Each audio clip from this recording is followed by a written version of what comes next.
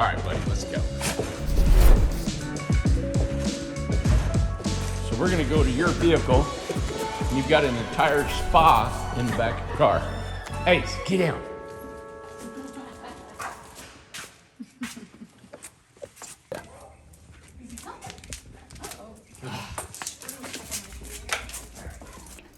So the first thing I just threw in here, I didn't even deflate it completely, is a extra large plunge pool. So I can fill this with water if I have water somewhere.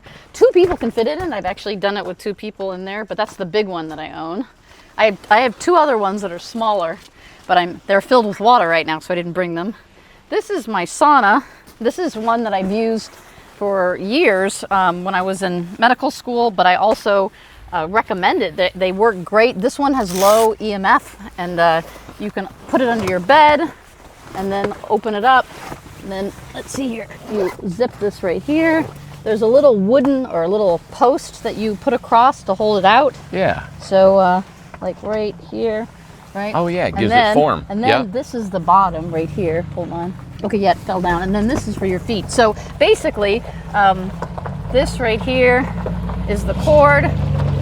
This is the controller. You put it right here, and then when you're sitting in it, you can come out and put and control it. But I actually sit completely in it. So your whole head, everything. Yeah. So when I use it, I have a little seat, like a camping seat, to support my lower back. You know, and then I just zip the whole thing up like that, and I just sit in it and get fully hot, even with my head.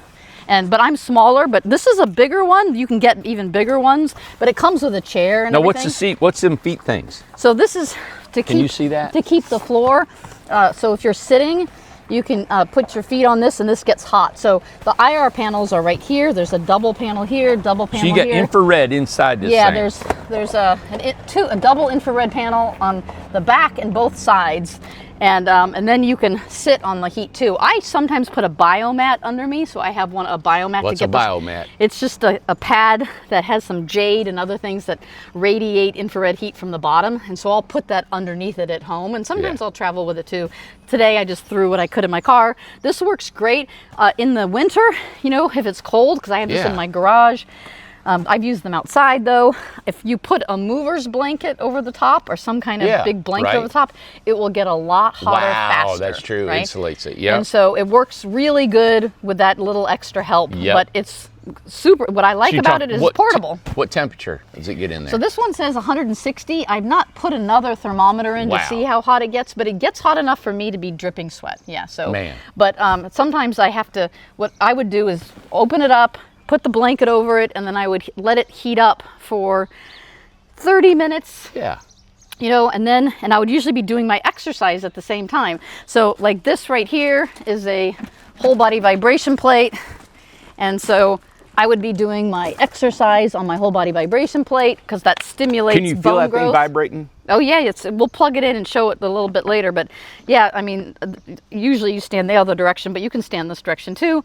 You want it for bone density. You want to have it really high for joint repair and hips. You have it a little lower, but it shakes everything like that. Wow. And so then when you do squats or isometric type stuff where you hold the motion, then it's going to stimulate knee repair, hip repair. So if you have hip issues or sciatica, if you can go like this with a ball, you know, and my mother says she can't coordinate herself enough to do that, and so I just have her going back and forth with the ball. So I go back and forth and then side to side with a ball, and the weighted ball over here will put stress on your spine, on the vertebrae, and that will help repair and increase bone density in your spine, which is where women typically have that problem. But it's really good for getting rid of lower back pain and hip pain, right, by moving, right, the movement, because you're moving while it's vibrating, and it just heals everything, and it increases muscle mass.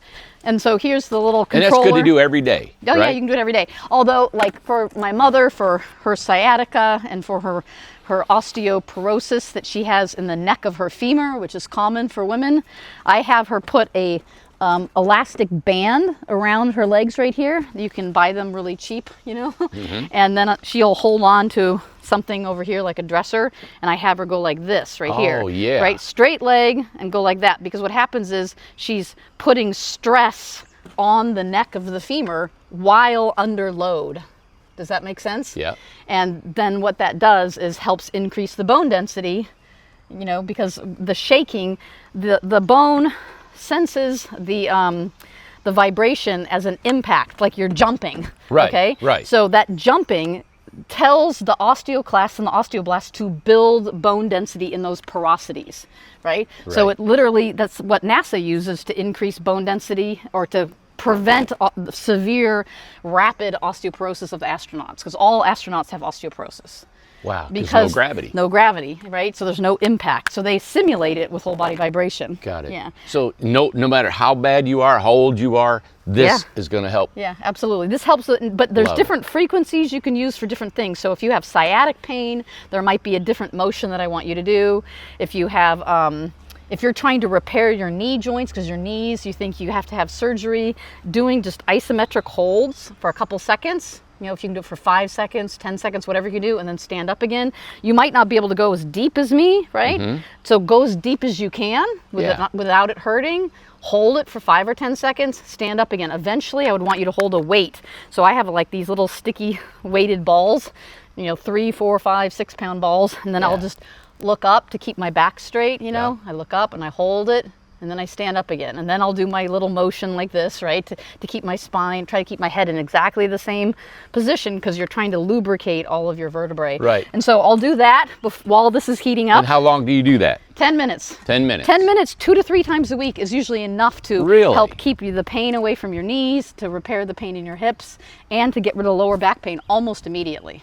It works really, really well. Wow. And so then I also have this, which people don't realize how easy it is to travel with some of this stuff. This one would take me a little bit longer to set it up, but I put it in this bag and I've got it dirtied, my bag. But this is a very large rebounder, and it's a really good one. You're kidding. You have a rebounder in here? Yeah, it's all folded up. So I would have to put it together, but this whole thing, this rebounder is big. We'll put it together and show it to you later, but it's a very large diameter one that uses bungee cords instead of springs. So it's very silent, and you can do a nice big bounce on it. And this one actually has a stabilizer bar too. But rebounding is a great way to get really good cardiovascular benefits. Also for women after menopause or perimenopause, things start becoming lax and sagging inside, and you can strengthen all those ligaments by jumping. But even men, it doesn't matter. You can do really great exercises with rebounding.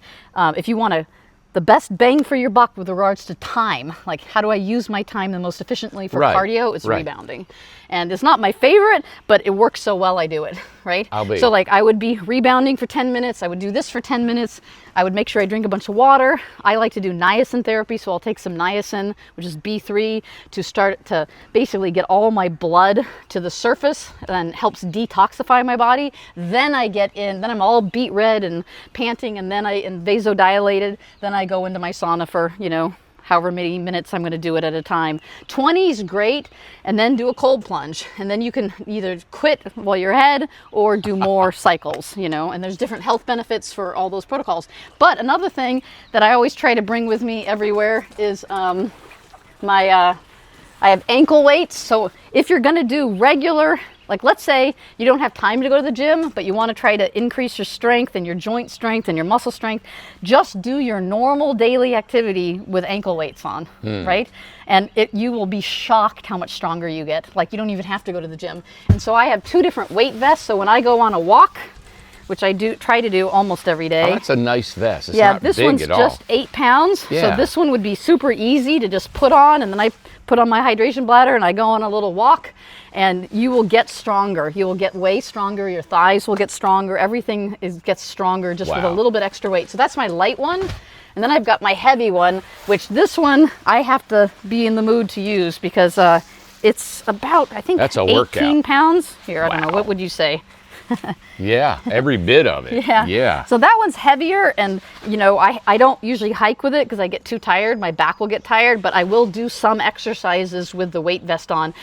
Putting the weight vest on while you're on the vibration plate is fantastic for your knees because remember, the vibration will stimulate repair of joints only if they're under load.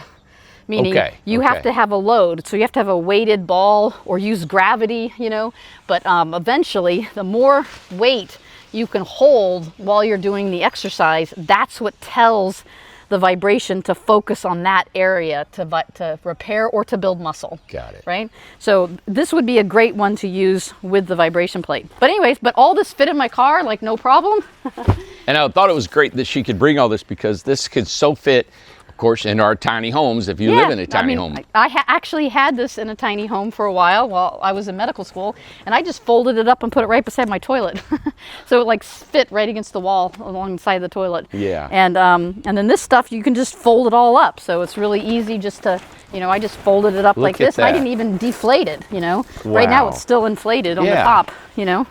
So, and this is a big one. This is twice as big as the one I use every day. There's no reason saying, hey, I can't do this because I can't afford a spa or I can't afford... This is like everything right here. And you can even get a red light. Like I have a red light panel that I hang on the bar here. Right. So this bar goes across right here, and then I have the red light here, and I just hang it on the bar so I have red light on me at the same time. And what does a red light do? So red light stimulates mitochondria, so repair. So it depends on what you're trying to do, but the reason I do it is because I want full body mitochondrial stimulation, which increases energy and the efficiency of how your mitochondria work generally. But if I'm using it for a local area, like I have my mom using it for her sciatic nerve pain, she'll put it right up against her butt, right? Like right here. And I have her do it for about 10 minutes because studies have shown over 12 minutes, it's diminishing returns. Right? Okay. But 10 minutes with her sitting, it has to be bare skin, so you have to have no underwear on. But then her sciatic pain will go away. If she does this twice a week and she does red light twice a week, no sciatic pain. And she gets it so bad sometimes that she thought she was going to have to be carried to the hospital. It's like agonizing pain. I could tell. I can't tell you how many people I know of, their sciatic pain is constant. Yeah, then so hers was too. She was in agony. So I finally got her on this protocol, and now her maintenance protocol is twice a week, 10 minutes using this, right? And she does this for several reasons, also for her osteoporosis in the neck of her femur, right? But also for her sciatic pain. And then she does it, she does the red light 10 minutes against her butt twice a week, and that's it. And she has no sciatic pain. And she tells me if she goes on vacation for a week, you know, and comes back, she feels it coming back, and then she has to start her maintenance again, right? Wow. And for her, that's just the recipe. And then she also finds that if she has any low back pain at all, like if she can get on this for 10 minutes, she feels instantly better. Amazing. Yeah. She said sometimes she'll complain to my father and say, oh, I don't want to do it. I don't want to get on, right? Like I'm not in the mood to do it today, right? Because it's 10 minutes of boringness. Put it in front of the TVs, right? But then she said, soon as she gets done with it, she always tells my dad, I didn't want to get on it, but I feel 1,000 times better, because she said she's like in her 70s and she wakes up and she said everything's stiff, everything hurts. But after 10 minutes on this, nothing's stiff and nothing hurts. Wow. So if you could have that by your bed, get in the first thing in the morning? Yeah, you can pull it out from under your bed, right? Or whatever. It's right there. Done. Just use it, and use it while you're watching TV, you know? Wow. How much? Well, so I have 3 of them. This one is my most expensive one, and I think the retail price on this one was $2,500, but it's my medical grade one that I use in my clinic space.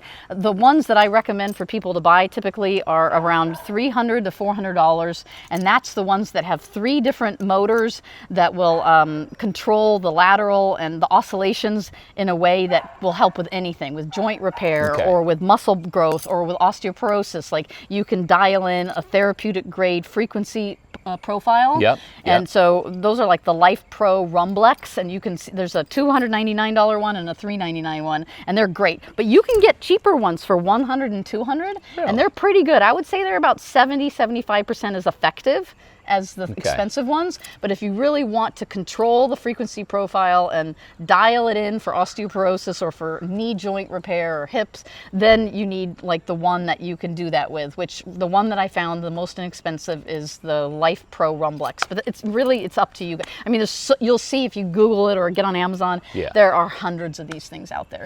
But finding the right frequency is important, especially for osteoporosis. That one, you got to have at least 40 hertz or higher. Right. So like a recipe for the hertz. For the different. There's recipes. If you look at the studies, you know, dialing in the profile for muscle growth or for, you know, nerve pain. If you have peripheral neuropathy in your feet, there's a different recipe for it. Right. Got it. You know, so the ones that have that flexibility are the Life Pro Rumblex machines, right? And they're between $300 and $400. But then there's ones that are all the way $99 and $100. And like I said, they're 75 to 80% as effective as these expensive ones, and they're worth doing. You know? So why not get a nice? And this one I got for $99. I think right now it's $159, but that's the best one I found that has low EMF, meaning it's not putting electromagnetic radiation on you. And then this is by far the best rebounder, and I have about 4 rebounders. This one I like the best because it's portable. You can put it in a bag like this and put it together. What's the diameter across on that once you put it? That one is the biggest one, so it's like this big. Wow, yeah, we'll really? put it together up there and you can see it, and it's quiet. That's what I like. It's not like it doesn't do that, right? Yeah. And, you know, it's quiet. It dampens it, so you can put it in a living room, and it's not going to shake everything. Yeah. Like in a tiny house, you know. Yep. But you can put it outside, and they fold in half too. So in other words, you can fold it in half, and like it'll take up less space. This is completely disassembled, but you can actually fold them in half, and then it has a support bar, which I really think is good, so you can hold on to it and do things while you're watching your workout. You know, YouTube has tons of rebounder workouts. And if you get bad knees a little bit, you can hold on to it for such a stability. shock, But like I have another one by Bellicon, and the equivalent to this one by Bellicon, it cost me about $870. This one, the whole thing was $150. Really? Yeah, and it's exactly the same. Bungee cords, the same support structures, seems the like- same. So like I figured out like there's no reason to buy this expensive one. You get the exact, and I put them side by side and compared them. So, You know, $1,000, $1,500 seems like you can get all this in. Yeah. And if you know, This is just a couple, like, you know, 300 for something like this, 100, 150. Yeah. You know, and then like I think I got this one for 60 right here, this Yeah. plunge pool. But I mean, this is like the whole gym setup right here, right? you know, if I would have done this when I was younger, like in my 20s and 30s, and kept doing this, Yeah. it would have alleviated, I think, so many injuries Oh, and absolutely. so many Yeah, things in my life that I'm suffering from now. Yeah. Because I used to just build log cabins, and I would carry logs all day, Your body all day. gets small injuries, little tiny injuries to the joints and to the muscles, you know, and that starts gluing up, and then you get frozen shoulder, Yeah. and you get all these different joint problems. But if whole body vibration helps repair a lot of that, especially if you do the exercises right, like we were talking earlier Yeah. today for like this frozen shoulder issue. I have a lot of my clients get on their knees. This is gravel, and I have a knee injury, so I'm not, I laceration on my knee. But I would have them put their hands here and then go down like that, right? Yeah. And push downward, and that puts vibration, it focuses it right on the shoulder to dissolve the bone spur that's causing the frozen shoulder. Which is what I'm going to be doing. I mean, you can use this for so many things. For, you know, you can even do push-ups with it, where you're doing your push-ups on it, right? And that's going to help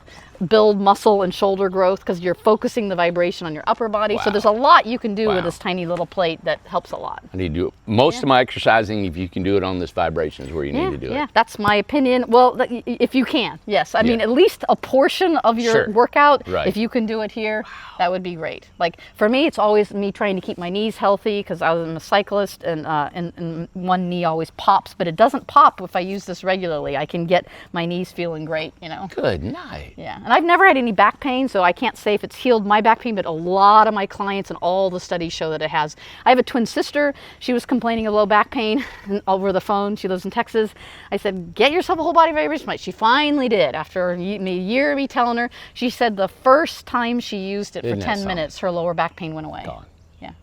Like, so now she knows if her lower back hurts, she's got to get on the plate, you know. I'm so 10 excited. minutes, that's it, 10 minutes. You can watch TV while you're doing it. You got me so pumped up. Everything. There's just so many people just that I know, easy to me do. and everybody, even these young guys in here working. Yeah. Oh man, their backs hurting and their hips are That's hurting right. and everything You because can we're fix working. it. Yeah, you Dang. can fix it. Well, That's easy. Let's pack everything, Yep, go let's do up, and put this back. But I love all this. Wow, that's kind of heavy. That's awesome. Yeah, that's a light one. That's my lightest one. Wow. Let me move some of this out of the way Yep. here. You can put it right under here, so that way I can get the other thing. If you put it right here. That blue thing right there, just reach it. Since my knee's hurting, I don't want to pull it out. That's my seat. Here, I'll show you. If you back up here. So this is what I use in here. So I put it in here. And you can come look at me. So I just buy a little seat like that. So that way I can completely relax and I can just lean back, right? And I don't, so this would be all zipped up. Yeah. And I've even hung my iPad on the bar that goes across here. I've hung it here and watched a movie while I'm in here. Right? You're awesome. That's so So, cool. but I mean, you've turned in a hate about- 150 sauna into a complete spa. Yeah, so people who have a hard time sitting, if they watch me, I'm pretty flexible. I can Right. go up and down from a seated position. If you're in here for longer than 15 minutes, some people, their knees would hurt, right? Sitting Right. in that one position. Right. So it's up to you. You can sit in a chair and stick your head out. That's fine. I just find that I get more of a heat and a sweat if I can get my head in there. Now, if you don't have your head in there, you're still going to get a lot of Yes, the you're benefits? going to get a lot of benefits. Okay. Yeah. You can, I mean, the problem is it's harder to start sweating. Yeah. When your head's out, that's a big cooling mechanism, Yeah, right? it is, yeah. You know, so you could put a winter towel or hat something, on or yeah. a towel around your head because you don't want the heat to escape from your head. Yep. Right? Gotcha. But otherwise, Okay. you know, sometimes I'll lift this up so that way the hole's on the top because I want air ventilation because I get so hot that sometimes I have to open the zipper to get some more because I Right. get so hot in here. I'll So be. it does get hot. It definitely gets hot, even in the winter. Love there it. you go. Love it. I love Yep. it. It's inexpensive and you can fold it up Yep. and put it away really quick. Yeah, it's my little portable So if I solutions can because figure I out have how she can. Yeah, so the floor goes up like that, and then you unzip unzip it? it. Yep, unzip it, and then you fold the wall into the side. There, and then fold it in again. You see how that went? Yep, Yeah. So yep. then this right here, hold on, is the. Oh, that's your strap. So hold on, so that's that, and then you find the other one, and then you just put it wherever you want, like under your bed or whatever. Yeah, and that can go wherever we feel like. Yep. And it's super light. You can just throw it in your car. Perfect. That's perfect. Yeah. It fits the lifestyle that we're living here. Yeah, Here. I mean, you can put this anywhere. Just put this on top. It's fine. That's more heavy because it's a rebounder, but you would be shocked seeing this undone. It's such a huge rebounder. It's a great rebounder. So I'll have to bring that and have it set up next time. Now, how long does that take to put together the rebounder? In that state right there, I'd say 20 minutes. Okay. Because you have to put every band All on. them bands, every yeah. band, right? Got it. But once it's up, you usually don't take it down. I Yeah. only have it in there so I can travel with it if I'm going. I have 3 rebounders, and that's the one that I throw in my car to travel with. Got it. If I'm going to spend the night Sure, you somewhere. put or it whatever. together. Yeah. But I have another one that I have in my little gym setup that I just keep open. Well, you said about your mom when she goes for a week and she comes back and she hadn't done anything. Yeah. You feel you got to get back into it. This way, if you travel, you can take all this with you. That's right. And stay on your protocol. You sure can. Beautiful. Yep. If you have a car and you can put it in there. But I mean, this doesn't even take a Durango. I can put Yeah. all that in the back seat. About Volkswagen. Yeah, you could do it. Absolutely, no problem at all. This All right. doesn't take up that much room. Well, let's go upstairs. All right, let's do I've it. got some questions for you. Sounds good. Ace. He'll notice you're not around and he'll come running back. If you remember last week, I could barely walk up these stairs because I cracked my patella and I cracked my tibia falling on a trail that I was hiking on. Right. And it's only 1 week later, right? And my knee is totally recovered. I have Look no at you. bone pain at all. And I was hobbling, remember? I was Yeah, going like you that were. and that was 1 week ago.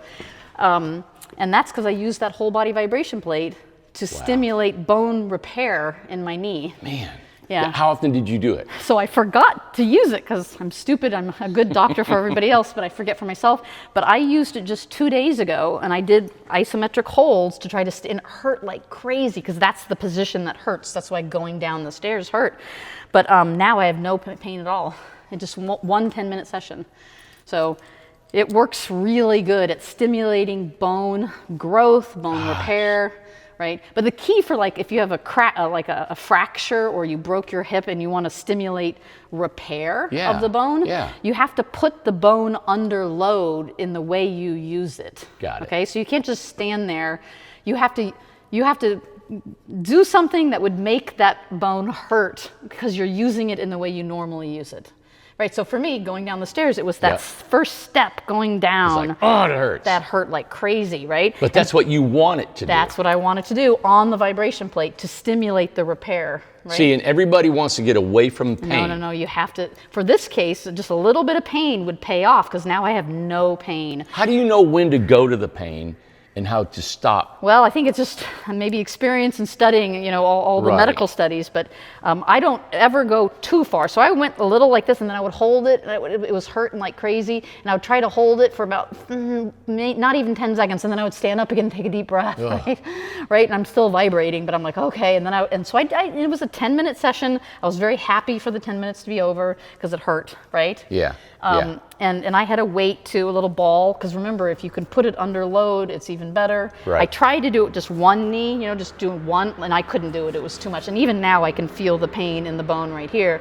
But still, just the fact that I could go deep, and then you try to go deeper and deeper, but just use your judgment. You want it to hurt, but not like be excruciating. Right, exactly. And then that vibration is going to stimulate the healing. And I couldn't believe it. The next day I walked down the stairs and it was like no pain. So I'm like, wow. I just think about so many things injuries that I've had. Yeah. That I didn't have to go through. I mean, I'm talking, like we were talking earlier, we went years in pain. Yeah. Bone pain especially, any kind of bone spur, all those kinds of things. They can last for a very long time, and there's no reason for it. You can get it ready, you can heal it quick. Exactly. Yeah, I know my bone spurs. Going on 10 years on my shoulder, I'm like, I'm over this. Yeah. It's Frozen shoulder responds super well to the vibration plate. So, the one thing that I think that is important, I can't stress enough why I'm so in awe of you and your education, what you have, and you know what? And I'm not trying to just say this because I'm pretty critical when it comes to a lot of things, especially my body and health and all that stuff. And I'm always trying to learn on YouTube. It's like that's my second job, other than building homes. I'm trying to keep my body going, and I love physically living and doing things, and I don't want to be handicapped. And I see people as they get older, they're just so limited in travel and going anywhere, doing anything, because they don't have the ability to do things. And then people, just a small fall, well, they're done, right? And things spiral down. Yeah. And again, I know my buddy Wayne, he's 75, and he said, he looked in the mirror and he said, who is that old guy in the mirror, Yeah. And I hate, I never thought that I was going to get to this age where I'm like, oh, great, now we're talking about, health all the time. But I'm finding that even younger people in their 30s and 40s are really being health conscious, and they need to think about in that age to get to where we're at now and be so much better off by showing you what you did. Like you showed us those things we just in the back of your car. Yep. But your history, and I know we could go on for hours because we already have gotten to know each other, but your education, not only in med school, but your engineering, your past, you had 23 years in engineering. So you went to school, to college for that. And then I know your adolescence before that, which we haven't got into, and then going to med school. Yeah. And so I was just at the Mustard Seed, over here at a health food store. Yep.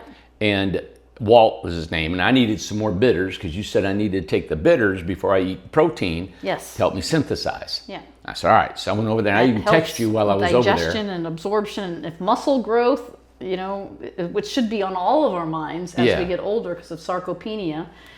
If you want to be able to digest and use that protein, you have to have a high enough stomach acid, and bitters helps a lot. Yeah.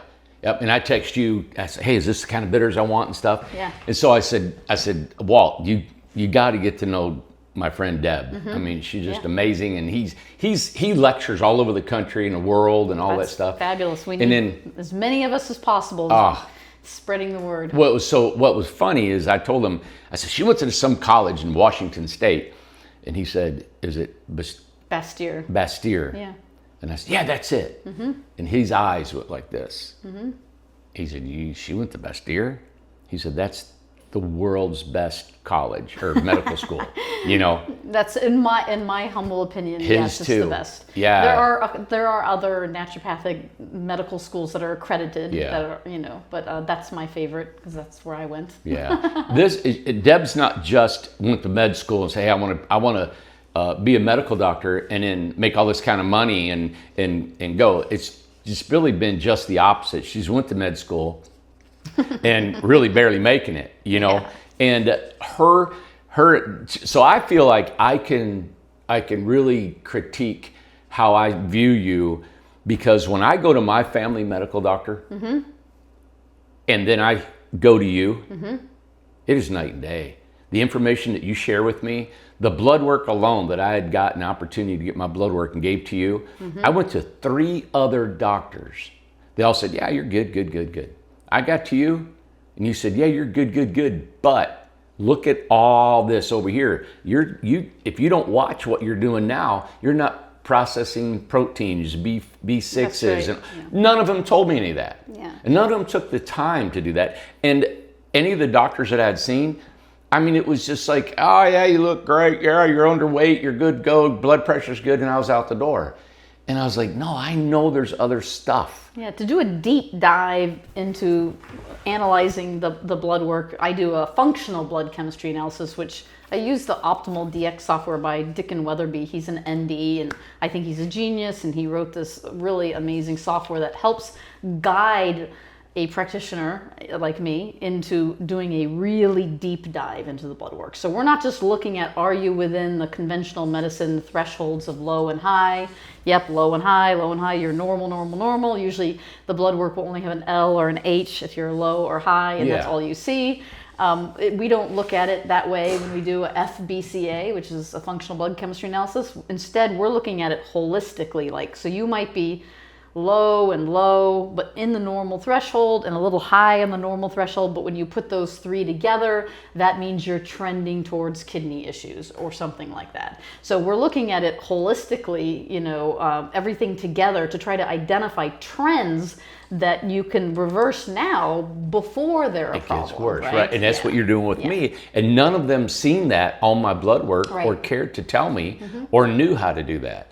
You know, and so the med school that you went to and the sacrifices that you've taken to go to that med school, the little bit that I've learned from you is so honorable for you to be. And that's why I was saying, I'm not trying to ever blow smoke, but I'm just like, for me to be able to talk to you and get the education, I feel so honored that I would be able to have someone like you to share that education with me that you've labored so hard to get. And you went through a lot to get what knowledge you have. I think anyone who chooses to get their naturopathic doctor degree and then become licensed as a naturopathic physician, that's a unique individual, because it is an enormous amount of money, no matter which of the few handful of ND schools that there are. They're all private and you have to pay a lot of money, and then we don't make tons of money as doctors when we get out. Right. So it's really, when you see someone that has an ND behind their name, it's a labor of love. They have to love it to do it, because it's not very rarely do NDs become rich. There are some that have little niches that they do if they do platelet-rich plasma injections or something and they focus on that. But on the whole, you don't get rich being an ND. Yeah, and your sacrifice, I mean, you had a lot of material things that you gave up, you know, and so just your person, who you are, and of course the ability that you have mentally to be able to comprehend. You would send me those, you know, stuff to read. Oh yeah. I'm like, God, I read through all these words and medical things. I'm like, okay, get to the point where what do I need to do, you know? And I wish I could understand those. My mind just won't go there. I can build you something, but I think I'm addicted to reading medical studies. Yeah. And I'm so glad you are, because but then when you share, it is something that I can understand. And so anyway, it's really been I hate to say a blessing, they say, but it's just been an awesome experience because of my interest that I've had. I mean, you say you could talk about this stuff. I could listen for days about it all, you know. Well, then we're a match made in heaven. Yeah, and I want to be able to implement it, you know, into my life and make it happen. You know, my whole life is because I've never been academically, I don't want to say I'm not academically can't do things, but I mean, it's always been hard for me. So I've always went the physical route, and everything that I've accomplished in life has been physically. Well, due to that, my body's been through it. Yeah. And I think that's why I pay attention so much to physical remedies and things that I need, because I use my body as a tool to get anywhere. You can't afford for it to fail on you. You got it. Yeah. Yeah. So I just want to tell everyone that her sacrifice and the school that she's went to and everything, not only does she just practice, I mean, she lives it, eats it, breathes it, studies it. She was, she watches TV and reads medical journals while she's watching TV. Yes, yeah. And I get on YouTube, I'm trying to find these guys talking about stuff, but it's just like, it's like on the surface and you're down here in the deep stuff, So today we wanted to, you had some topics, I know. Yeah, I had a couple topics. We could talk about, metabolic flexibility and fat adaptation. We can talk about muscle growth, promoting muscle growth. We can talk about how to prevent bone breaks, how to dissolve kidney stones. Like, pick a topic and start asking me. Well, I think across the world, everybody right now, it's, the fat adaptation. Yeah. Okay, so that would be from having fat, losing fat, keeping fat, staying. Yeah, being fat adapted, the more, I guess, medically precise word that I like is metabolically flexible, right? So there's synonyms. Being fat adapted and metabolically flexible are saying the same thing. So what does it mean to be metabolically flexible? It just means our bodies are designed to burn many things as fuel, right? And we typically like glucose, and we use that to create energy, ATP, and that's how we create our energy to move. Now, what if you're out of glucose? Like, if we were fasting in the desert for 40 days and 40 nights, would we die, right? Well, no.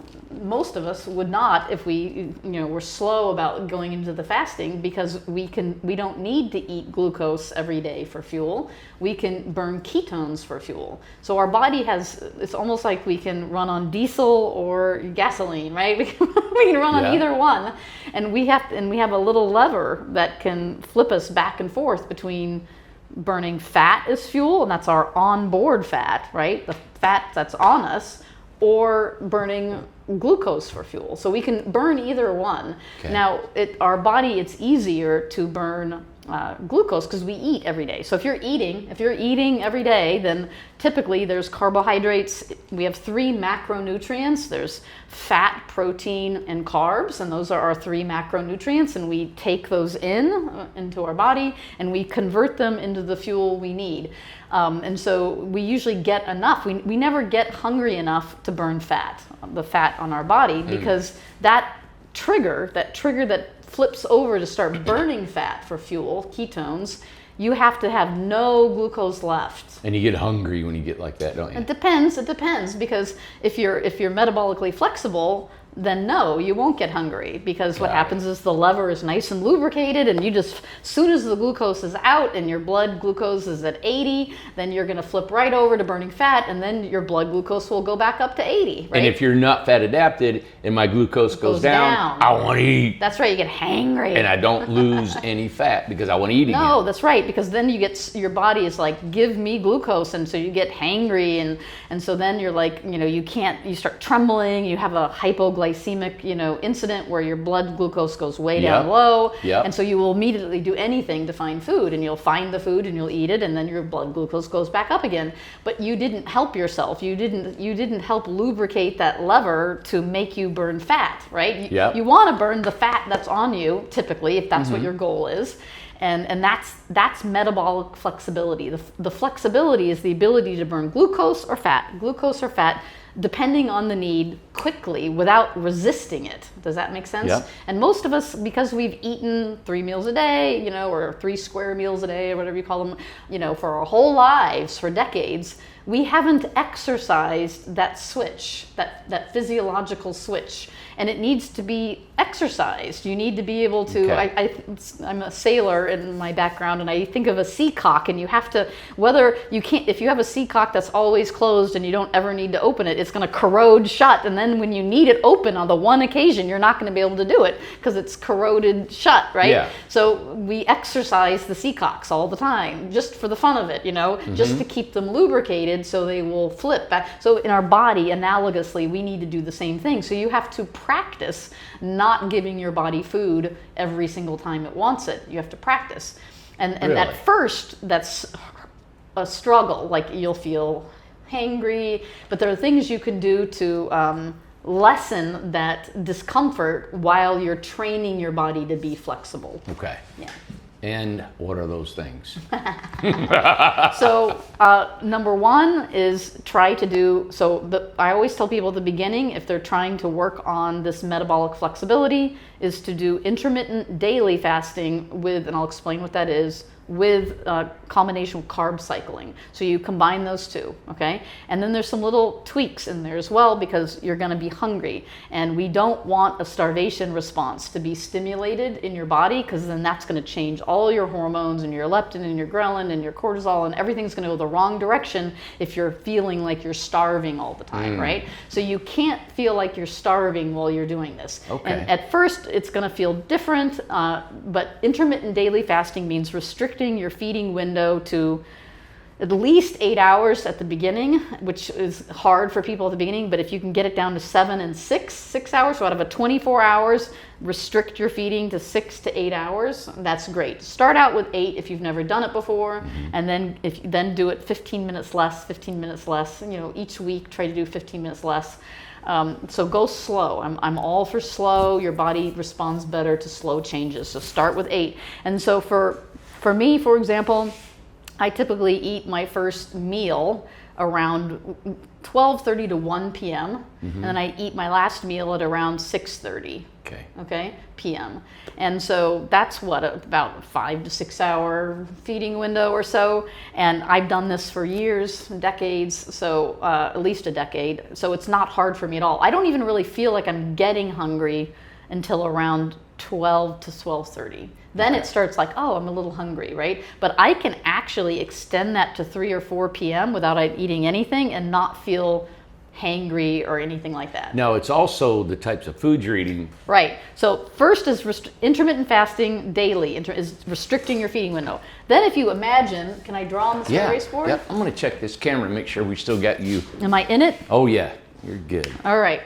So like if this is your the day right here, and let's say this is your feeding window, and your feeding window is 8 hours, right? So we got hours 0 to 8. So this is your feeding window, right? You want to eat most of your fats at the beginning of the feeding window, okay? And then go down like this, all right? And so that means if this is all your fats, right, that you eat, like if this is all the fat you eat all day long, every meal, snack, everything, you want most of the fats to be at the beginning of the feeding window and them to go down as you go to the end of the feeding window. And that's great, you're ready here in the comment. For protein, it's like right in the middle. In other words, you can just even it out. It doesn't matter, like a steady, even, and thank you, the last one. And so carbs is more like this. You want it to look like that. So carbs you want to be really less, like almost nothing at the beginning. No carbs in the morning. Yeah. Wow. So the donuts and all the breads. Oatmeal, none of that. Right? Orange juice, you don't want any of that. This is, remember, if metabolic flexibility and fat adaptation and the ability to burn fat, onboard fat, so you can start to lean up and have a healthy metabolism that responds well, right, to restricted feeding, and so you'll burn fat easier, then this is what you want. So this is the carbs. You can eat more carbs at the end of your feeding window, and you want to eat more fat at the beginning. So this is fat right here, right? Okay, proteins in the middle. You can just average all that out. So like what would be a breakfast for me? Well, nothing, because I don't eat till like noon to 1. Right. But my first meal might be a big leafy green salad, and I put some avocado on it, and I pour lots of pistachio oil and olive oil. I mean, a lot of oil. So you're putting a lot of fat. Fat, right? And then I might have, let's say I had a steak for dinner the night before, I'll put some slices of steak in there, or tofu, or a protein, right? Chicken, pork, but not the amount I would eat for dinner, but usually a decent amount, okay? So for me, that's like a small handful that's a good portion of meat. And so I'll sprinkle that on there, and then I'll put nuts and cheese, a little cheese. You know, I like mozzarella because it's a low carb cheese, you know.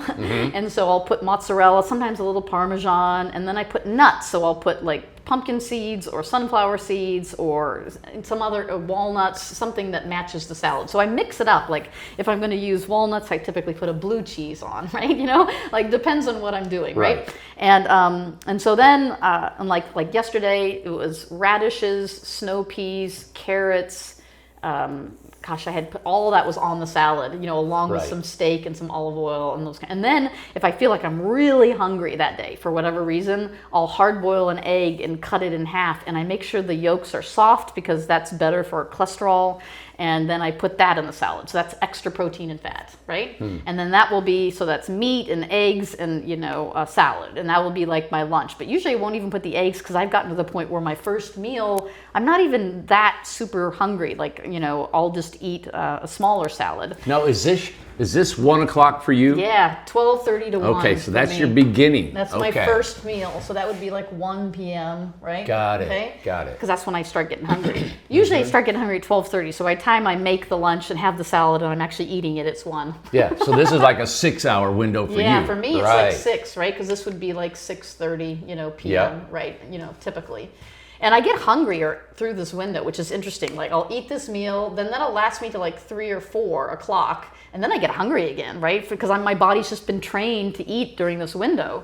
So then I start my next meal, because I only have 2 meals a day, is my big meal, right? And it'll be like my dinner, and it's around 6:30, around 6:30, and it'll be like a starch. So I try to have a healthy starch.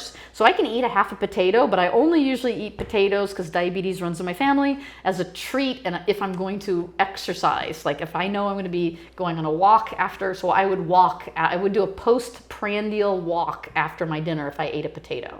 Because it's a lot of glucose, right? Yeah. And my body, because of the diabetic tendencies, does not do well with potatoes unless I move immediately after eating. So, but otherwise, I would eat like mashed turnips, because you can boil them like a potato and make mashed turnips, and they taste like mashed potatoes, and they have low carbs. I do mashed rutabaga. I'll do I did the acorn squash that you told acorn me. squash with That Gouda was cheese awesome. and I some loved cayenne it. pepper and spices on it. Tastes delicious. You cook it with ghee, so more fat, right?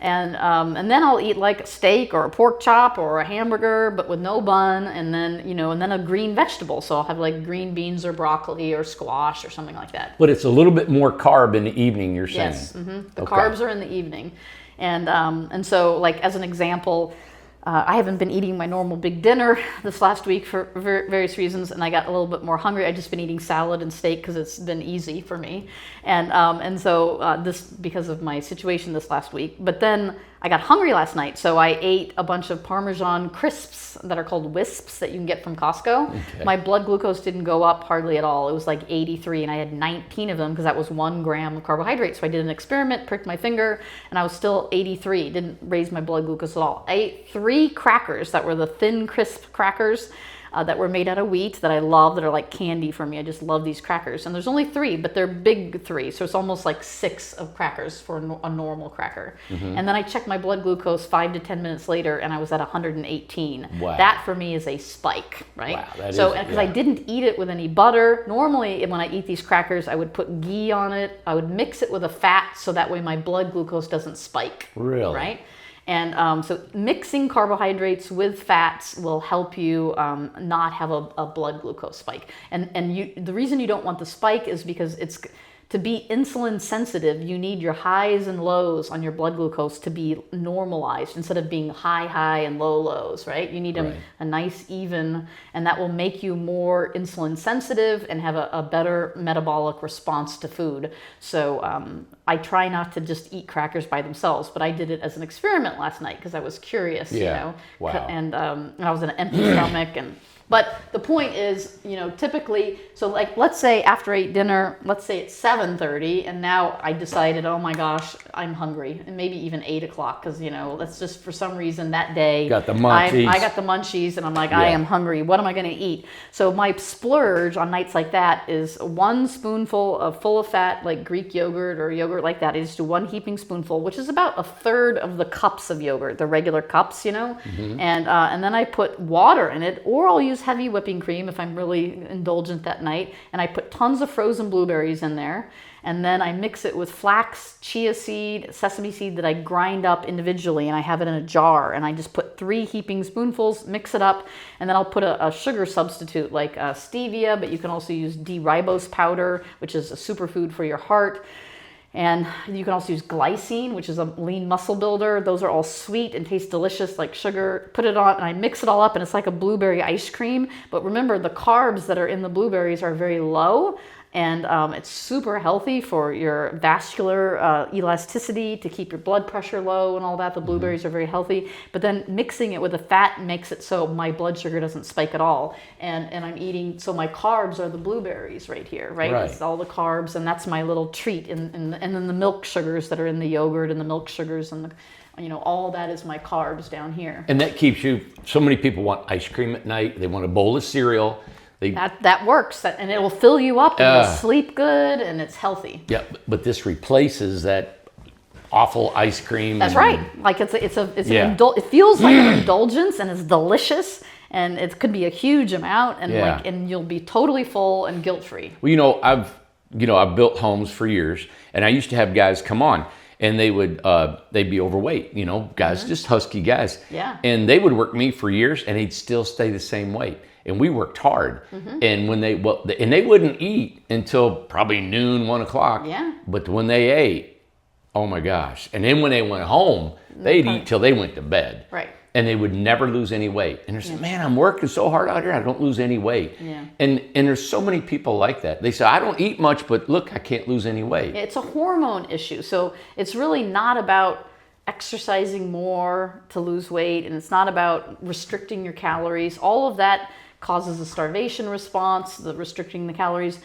To lose weight, you have to train your hormones to respond in a very particular way. It's a training. You're training your body to respond to food differently. Wow. And that's what this is about, it's a training. And then after you do this intermittent fasting for, 2 days, maybe 3, then you skip a day. Every 3rd day or 4th day is your carb day, where you actually eat carbs however much you want through the day, but healthy carbs, really healthy carbs that have nutrition, but you don't try to restrict it like this, because what happens is you want your body to feel like there's an abundance of carbs in the environment, and it's not going to become restrictive in the other way. Like, you want the switch to be adaptable and to go back and forth, and the only way to keep it going back and forth is by sometimes having carbs, right? Like having a carb day. And so there's whole books on, if you look them up on Amazon, Kindle, it's called Carb Cycling, a whole book called Carb Cycling. Then there's whole books on intermittent fasting.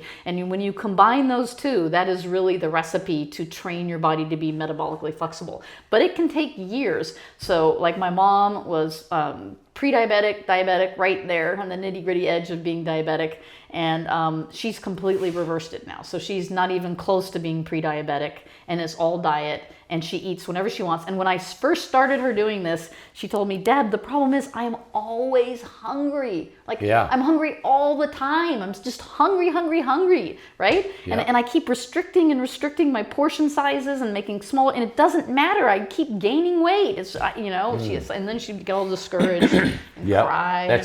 That's what everybody says. Yeah, and so I said, if you do this, you will find you're not hungry. Like that constant hunger and thinking about food goes away. Man. And it's almost gotten to the point now that I worry about her. We'll be eating and I'll be like, you're not eating enough protein. Because she's in her 70s, mid 70s. Yeah. She's got to worry about sarcopenia, which is muscle wasting. And it happens with older people because they stop eating enough protein. And so I have to tell her and she's like, I just can't do it. And I'm like, do you remember 4 years ago you told me you were hungry all the time and now you can't even eat a salad? Right? You're right. It's like totally changed. Yeah. She's like, you're right. That did happen. And I'm like, see, it happens, but amazing. You have to be, consistent with training your body. It's just, your body will adapt to the triggers you give it, the signals. And our society is built around carbs. Yes.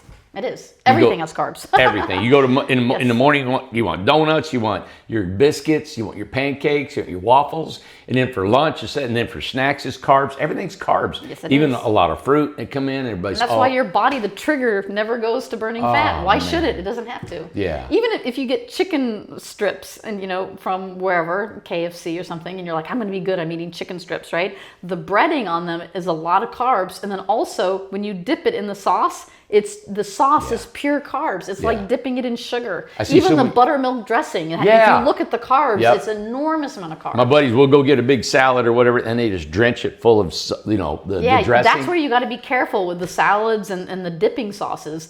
So there's one barbecue sauce my dad likes. I think it's called Bubs or something, and it has 1/7 the amount of carbs of every other barbecue sauce that you find at Walmart. So at Walmart, you just look and you turn on the back and look for the number of carbs, and you want to get them lower, and try to minimize the dipping as well if you can, or make your own homemade barbecue sauce that has legal sweeteners that are the D-ribose and the glycine. Right. Well, I came to Deb because I'm like, I try to work out. I'm trying to stay strong because what I do, like I said earlier, I'm physical. I want to be physical. I still want to do the things that I did years ago. Excuse me. And with, some knee problems that I have, cartilage gone, and I got some stem cell.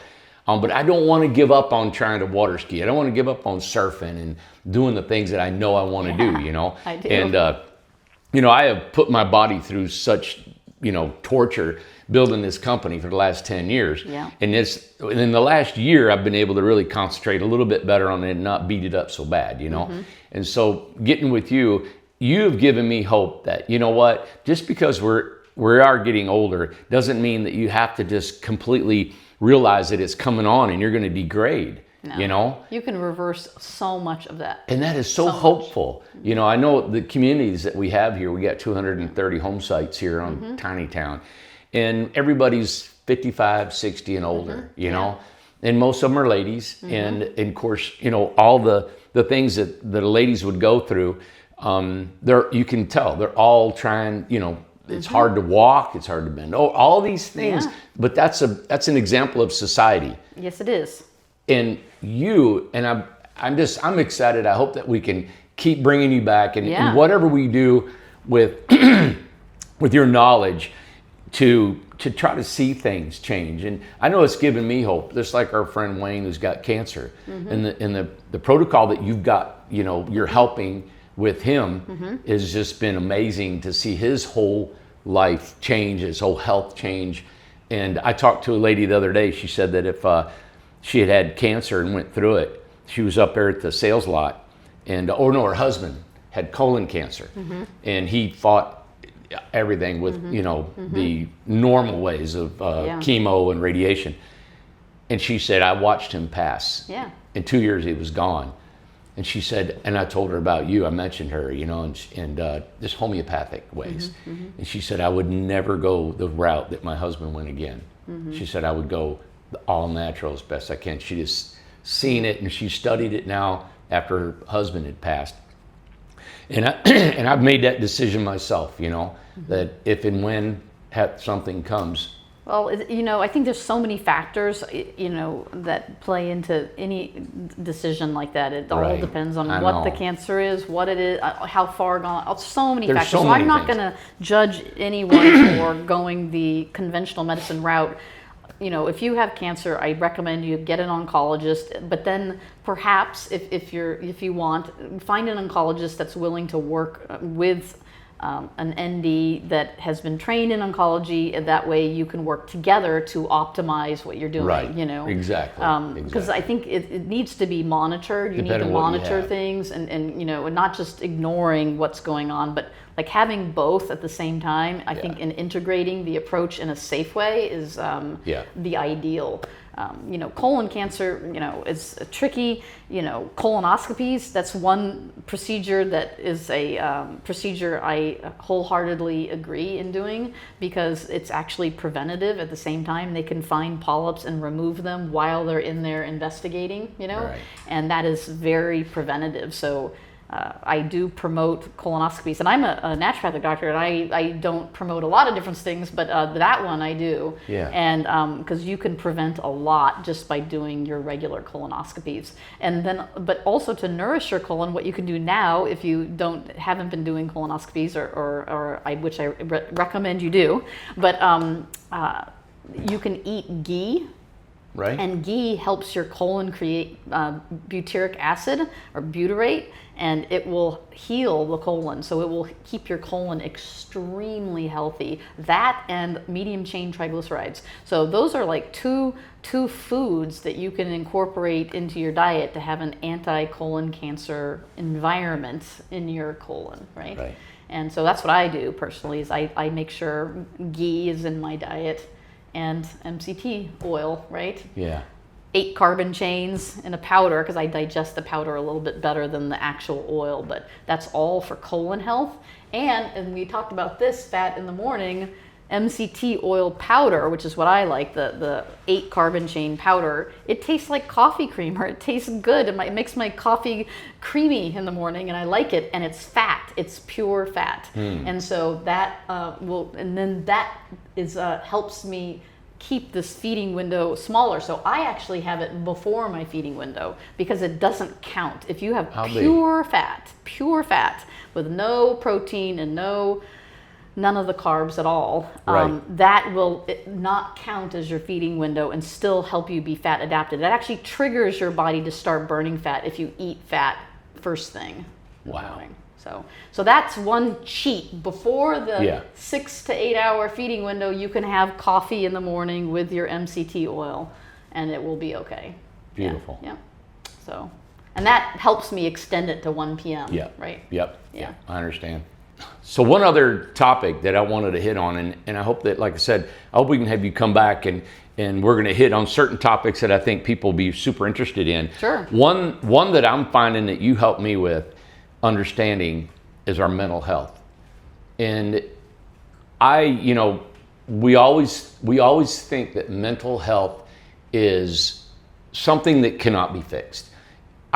This is what I've been taught, is that it's only through medication, and it suppresses whatever. I thought we have this mental problem that it's there. Now we got medication till we're dead, and I loved how you helped me understand. And I know there's so many things about mental health, but just the diet, the fat adaptation. Yeah, so our brain works differently when it burns ketones for fuel. So our brain is, there's a couple organ systems in our body. I think the liver is one, and definitely the brain is one, that can actually directly use ketones. So if you, and it makes sense, because if you're fasting for 20 days or something, it's your brain that needs to stay active, right? Your brain needs to stay alive. So it gets priority usually on the glucose in your body. It burns an enormous amount of glucose, your brain does.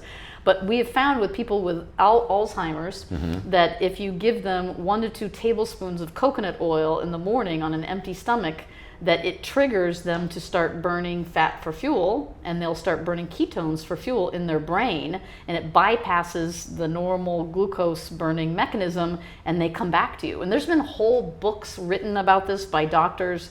You can look it up on YouTube. It's sort of awe-inspiring to see some of the things that have gone on, where people have found that if they can give this to their loved one who has Alzheimer's, but how do you get your loved one to eat 1 to 2 tablespoons of coconut oil, like straight, directly? That's not an easy thing to do. But if you can get them to do that, and I'll tell you how we do it in my household, it will stimulate brain function, cognitive functioning, and that's from a dementia standpoint, right? But because ketones are processed by the brain a little differently. But for mental health also, like getting the right ratio of omega-3 fatty acids, so there's EPA and DHA, and so when you buy a fish oil, it usually doesn't tell you, but these days a lot of them do. They'll say what the percentage of EPA and DHA is in the omega-3 fatty acid giant oil capsule. And if you can get more EPA than DHA, relatively speaking, and up to 3 grams total of the omega-3 fatty acid, it will stabilize mood. So like if you have someone who's very aggressive, or tendency towards schizophrenia in your family, or any kind of mood stable, bipolar, anxiety and up and down depression, feeling very teary-eyed and anxious and then happy the next day. Mood stabilization omega-3 fatty acids help significantly, but you got to take enough of them. So usually one of those capsules is approximately 1,000 if you get a good brand. So that would be like 3 a day, but it's worth it to try to stabilize your mood. You can take a little less if you get the EPA high enough. So, but most capsules will have more of the DHA than the EPA. So you have to specifically look for the ones that have higher EPA. Okay. But then when you do that, that will stabilize mood. If you take it over within, a couple of weeks, typically of taking 3 grams, which is like 3 capsules, you will stabilize. B6 is also another vitamin that helps reduce anxiousness and anxiety, and it just takes you down a notch. So I had a client recently, he said, Deb, thanks for looking over my blood work, thanks for my functional blood chemistry analysis, but I gotta tell you, I go to work, and this is an older gentleman, a little bit older than me. He's like, I just want to rip people's heads off. They come up to me and they say something and I'm just irritable. They just bug me. It's just like people are bugging me, right? I have no tolerance for people, right? Right. And I'm like, that's a B6 problem. I said, let's just do an experiment. I'm going to give you some B6. I gave it to him in a very bioavailable form, which is P5P. I said, just take 1 a day. Just take 1 a day, with or without food, take it. And let's see if that feeling of irritability with people is taken down a notch. Right. And he said it made all the difference in the world. No way. He said, he was just like, someone would say this, something that he would even recognize, he told me. He would recognize it as something that would normally set him off. Yeah, right. And it was just like, go away. It's all What I'm gonna rainbows do? and butterflies. I'm going to get a crop duster and just download all them everywhere. Yeah, it just takes you down a notch, right? Yeah. So this anxiety, overwhelm feeling, like you're just like, it's piling up, there's too much, I can't keep up, and it's piling up. All that overwhelm feeling will take down a notch with B6. So, and that's easy to, now some people can't absorb B6 very well, so the form P5P is the bioavailable form, and that's what I would recommend for people who want to try it for mood stabilization. But yeah, if you combine some omega-3 fatty acids with some B6 in the form of P5P, you've got the happy mood stabilization, combination. Yeah, and then you combine, of course, a better diet. Yeah. And then your dopamines with exercising, better sleep, it's everything. Yeah, it's all of it together. I know that. And there's so many people, I just never knew that, because people, when you have mental illness or you have anxiety, so many people say, I got anxiety. Yeah. And I'm like, man, that's something I'd hate to have to accept, in my life. Like, I want to be better. I don't accept it. Yeah, I don't want to accept my shoulders froze forever, I want to. And you don't have to. Yeah, and I'm going to unfreeze it. That's right. But the mental health, I'm seeing it. It is so profound now. It just seems like, I don't know if I'm more in the public sector, but it is such a profound thing that we have to deal with here in the business. And I'm finding it, other business people that are in the public sector, mental health is just like, it's everywhere. It's causing them to not even want to be in business anymore, because they got to deal with so many personalities, the anger and the frustration and the lack of patience with everybody.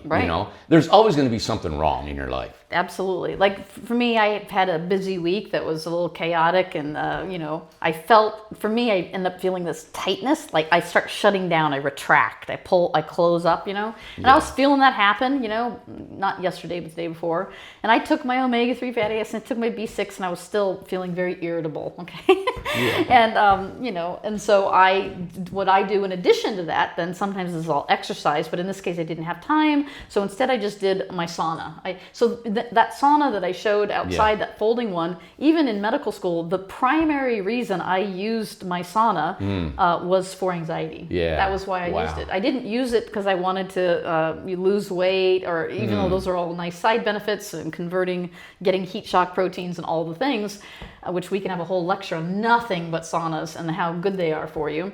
But I didn't use it for that. I used it to activate my parasympathetic nervous system and to calm me down. Got it. And so I could sleep and feel happy, like I wasn't overwhelmed. And so I would just open up my sauna, and I lived in a little tiny house, and there was barely enough room to even open it up, And I would open it up and get in there and do my sauna, and then I would feel like the world was going to be okay, I was going to be okay. Yeah. And that's why I used it. So that was, for me, really good. And I have several clients who have A-fib, So Yep. okay, and it's stress-induced A-fib, and so I've got them using that exact sauna. I got them buying that one and using it like twice a week with their head out. They don't put their head in. They just sit and watch a movie, right, Yeah, while they're doing right. it. And they said it's made all the difference in the world. And their cardiologist said, "What are you doing? Whatever it is you're doing, you keep it up, because they're no longer on metoprolol. They're off all their meds. And what are they doing? They're taking magnesium for their heart, because that helps relax the heart's AFib, and it's a trimag, so it's a very specific blend of 3 magnesiums for AFib, and then they're using the sauna twice a week, and that's it. Those are the 2 things that will manage their AFib, so without drugs. Isn't that something? Because it calms you down. The sauna will calm you down. Wow. Yeah. Yeah, I read the man that invented the cauterizing. Okay.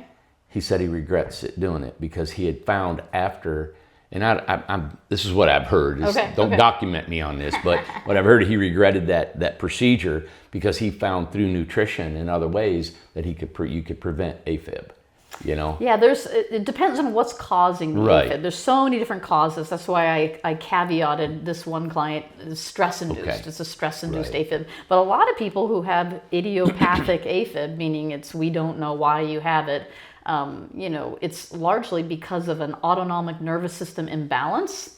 So that means the parasympathetic nervous system, which is rest and digest, and then the sympathetic, which is fight or flight, they're imbalanced, which means we've exercised the sympathetic fight or flight a lot in our lives, and we haven't exercised. It's sort of the same as this. We haven't flipped the switch. We need both nervous systems, but we need them to be in balance, and that means you have to practice your rest and digest. And many of us, if we're starting a business like yourself or like me, it's very hard. We don't practice we'll work till 1 a.m. if we have to, right? Yeah. We don't have times that we let ourselves go into parasympathetic nervous system. So I use the sauna to do that. I use that to force myself to exercise that. You can also do it with breathing, but so that would be like a third component that I give people for AFib, is to practice a very slow breathing. It's a very specific technique that you can use biofeedback, a little sensor on your ear to see that you're doing it right, but it will almost immediately activate your parasympathetic nervous system and get the AFib under control. But it takes practice. It's like, you can't just say, give me 50 push-ups. You got to do like 5 and then do another 5, and then eventually you can do 7, and you build up to it. Yeah. The breathing is the same way. You have to practice the breathing so that way when you need it, your whole system is tone, and then your AFib won't go into AFib. The trigger that would normally trigger you won't trigger you now because your system is more balanced. Got it. Okay. Yep. So people, what happens is even though it's not a drug, breathing the way I tell them for 5 to 10 minutes a day is free. But I can't get people, it's very difficult to get people to do it. It's like going to the gym. They just don't do it. They would rather take a pill than actually go to the gym. Yep. But if you can get the people to do it, I've had almost a 100% success rate clinically with people controlling their own AFib. Wow. Yeah. Yeah, the lady that I met, she had AFib, and she said when she went raw vegan, it stopped. Interesting. And I was, wow. She said, but it was so socially awkward for her because she had to do raw vegan. She had to carry her food everywhere. But I'm sure there was some other things going on, but whatever helped. But, it's just so interesting to see that there's work involved in this. And I don't even want to call it work. It's just effort. There's definitely effort that has to be, that. and a consistent effort. Yeah. Right? Yeah. And basically you're changing how you live. And this just becomes, this is how I live. Right? Yep. And the only way that I know to do that is to take out every vice that makes me not want to be that way. Yeah. Is to give me this lifestyle that I need to do these things. And once you start feeling the benefits of this, well, I look forward to all of my things. Like, I look forward to doing a sauna now. It's a treat. You make it sound fun. Your food is amazing, what you eat. I'm like, oh my God, I could eat and live like that. Working out, like, to me, doing a workout, like getting to actually work out in my little gym, that is a huge treat. And that's a horrible mindset because now I restrict myself. I'm like, okay, I got to get all this work done before I'll go to the gym. And so now, because I'm starting my own company and I have all this stuff, I never give myself permission to have the treat to go to the gym, right? So I'm like, I got to separate in my head. It's not a treat. It's just, it's something that I have to do. It's sort of like you got to eat, you got to do your laundry, you got to go do your workout. But for me, I like it so much, it's a treat. So I have to figure that out. But some people eat when they're stressed. I go work out when I'm stressed because I just made it my habit. Right? You've made your life work around that. Yeah. So now I look forward to it. It's my thing that I do. Yeah. Right? So I think the take on all this too is that just because you think you have certain ailments or certain hang-ups or certain even personality traits, even certain ways you wake up in the morning, you're mad or you just get irritated. Think about, this is what I want to go away with today. Okay.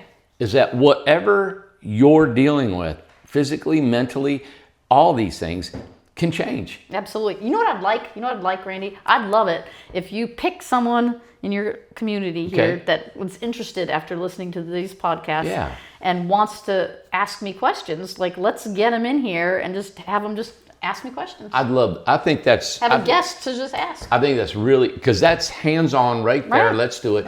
And it would be even better if they would say, well, you know what? Change me. Right. I'll participate. Let's see what happens. And then document I'll give them a protocol, and then they can try it, and then they can come back and tell us if it worked or not. I've always thought about... I had an idea. I thought, well, you know what? I've got this little community here, 230 home sites. I thought, I wonder if I could turn it into a blue zone. Ooh. That would be awesome. If everybody would participate, and say, we're going to turn this into a blue zone. Well, it's a community lifestyle. If you watch the blue zones, it's all about the community supporting each other. And, everybody signs a contract. Hey, I'm going to eat this way. I'm going to do this. And we document this thing and show. I mean, that's a lot of time and expense. But who knows? That's a fun vision, though. The magic happens when we imagine things. So I love the thoughts and who knows what we can do to move in these directions. I'm so thankful for me still wanting, after all the things in life that you go through, all the horrible losses that you have, the pain that you go through, there's just a lot of stuff. He's like, it almost like sometimes you do want to give up. You don't want to do anything. I understand. I knew there was a time I didn't want to get out of bed, and I'm just glad that I still want to live. I'm glad that I still want to do stuff, that I haven't lost the dream and the vision of doing. Oh my God, I could just sit here for hours and tell you the things I really want to still do in life. My opinion is make a list of all the fun stuff that you want to do, because when you make a list, even if you forget about it and put it in a drawer, you'll find years later it happens. To me, that's like a magic wand, writing it down. And then don't give up on yourself. If a doctor says you got to have knee surgery, you got to have hip surgery, maybe you get a second opinion, because I've helped keep a lot of people out of the surgeon's office, and we've got their knees working great without surgery. There you go. And they thought they had no hope left. They could barely walk up the stairs, and now they're walking just fine. So, there's a lot that can be done, for almost anything, And so I have sent people directly to the doctors, though. I've had people come to see me, and just watching them walk up to the stairs to my clinic, and I sat them down in the chair, and I said, you are in heart failure, and you need to go to the emergency department right now, right? Wow. And they didn't believe me, and I gave them a whole bunch of indications of why. And then a day later, or 2 days later, they went to the emergency department, and they were in heart failure. And so there are times when I say, you need to get on the drugs right now. Let's get you on the drugs, and get you stable, and then I will wean you off the drugs. And so I'm still working with that client actually to wean them off the drugs and get their heart stronger. But their ejection fraction is really low, and it's concerning. But that D-ribose powder I was telling you about is known to regenerate damaged cardiomyocytes. That's the actual muscle, the heart muscle itself can regenerate with that superfood, that D-ribose, which tastes like sugar, and you can put it in your coffee in the morning. My dad has heart disease. I have him taking it every single morning, and it's sweet. It's like putting sugar in your coffee. Wow. Why would you not use that, right? And it rebuilds damaged cardiac myocytes. Amazing. So there's so many things you can do to even reverse things that the doctors will tell you are irreversible. There's actually published medical studies that say you can get an improved ejection fraction. And maybe we can only improve his ejection fraction from 20 to 40, but that would be life-changing. Yeah. So sometimes, I believe conventional medicine is needed. Yes. We really need it. Yeah. But we also need something else. And if we can combine the best of both, Beautiful. then we're going to be good. Exactly right. Yeah. Awesome. As you can tell, I wanted her to just like, you need to move in, right? Because we need all the things of everything, of eating, sleeping, breathing, walking, thinking, all this, you know, and it's endless. And anyway, I could go on, and I thank you for coming. Absolutely, no problem at all. And I look forward to next time. Yep. And so hope you guys just continue watching. I call her Dr. Deb, but she has a YouTube channel. I do. It's Emergent? Yeah, emergent health. And if you just type that in YouTube, you'll see this little dragonfly, and you'll know that's me. Just click on it. And you got a ton of about 34 videos. Yeah, and it's all informative about all different topics. It's all free information on kidney stones, on normalizing your cholesterol, on just preventing bone breaks. It's all there. Yeah, there's so many things also that we talked about last time she was here. But just to give you a little bit, that the herbs that she knows how to make, these tinctures and all these other things. There's just so much to this lady that we could go on, and I'm excited about the future that we could do. And we have so many people living here. My idea was like, man, we ought to start some sort of factory. All these ladies would love to make these tinctures. Yeah, we have a medicinal herb garden. Yeah. All that stuff. Yeah. So, all right. Teach them how to make some medicines. Good. Hey, you guys can subscribe to this channel.